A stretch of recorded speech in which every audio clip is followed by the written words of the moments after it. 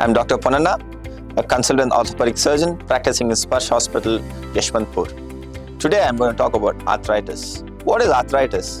It is nothing but wear and tear which happens in your knee joint, where the cartilage covering of the knee joint gets worn over a period of time. Most commonly, it affects individuals who are more than 50 years of age.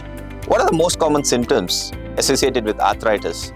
Anyone who's suffering from arthritis will notice pain on activity, pain on rest, also swelling in your knee joint, and some sort of locking sensation, also associated with stiffness. And one will have difficulty in doing their activities of daily living, and you won't be able to walk for more than 20 to 30 minutes without pain. What are the predisposing factors for arthritis? First thing is obesity, a sedentary lifestyle, unhealthy diet, lack of exercise can give rise to arthritis. And how do we treat arthritis? First thing is to consult an orthopedic surgeon, get a clinical evaluation so that you know what stage of arthritis are you suffering from.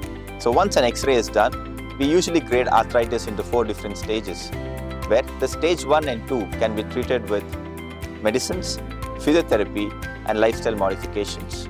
Coming to the severe stage, which is stage 4, is where there is complete loss of your cartilage and both the knee bones are rubbing against each other.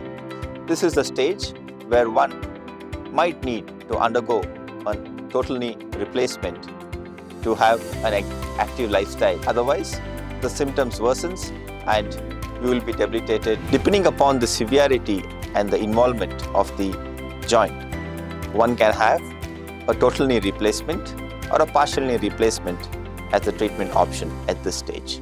Thank you.